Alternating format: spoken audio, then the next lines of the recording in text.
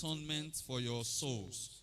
For it is the blood that maketh an atonement for the soul.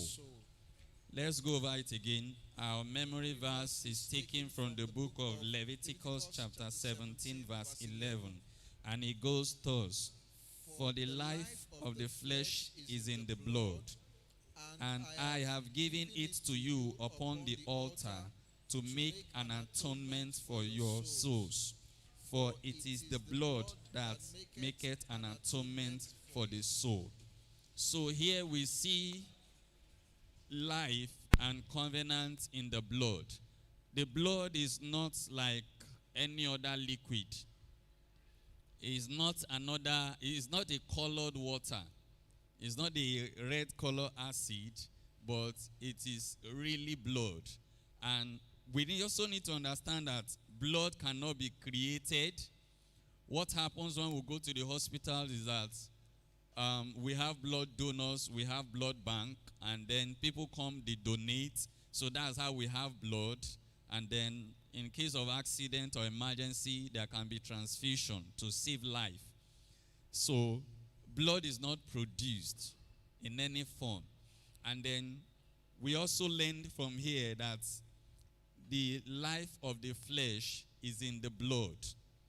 Oftentimes we hear that an accident has happened and an individual have lost so much blood that he or she couldn't make it.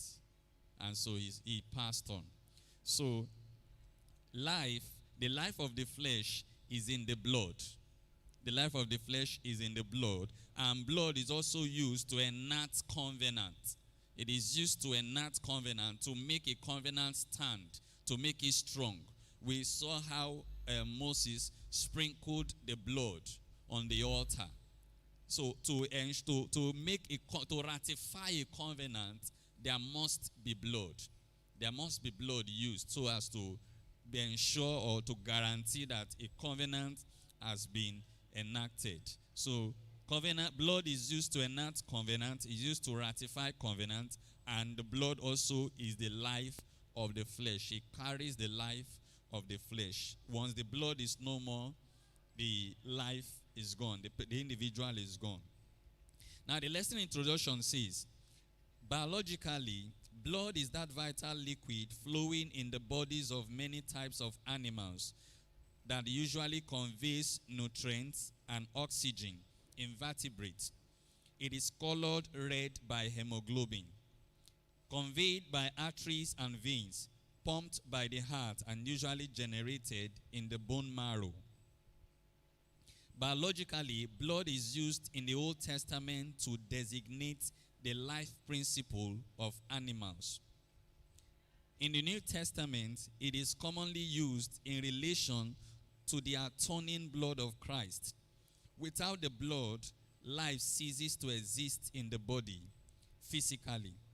There is also a link between the cleansing power of the blood physically and spiritually.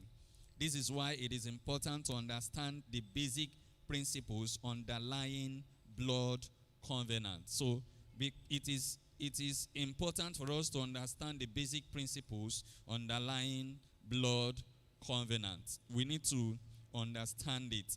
Covenants are enacted with blood. Even that's why when we take communion, we are reminding ourselves the death of Christ. When we take communion, it says, as often as you do this, you remember the Lord's death. As often as we do this. So we see that there is life in the blood, and the blood is used for covenant. So that's why each time we take communion, we renew the covenant, and then we receive strength. We receive power in our Christian journey. So blood is a very important thing. We have 2 lesson outlines as usual. Biblical evidence is that life is in the blood.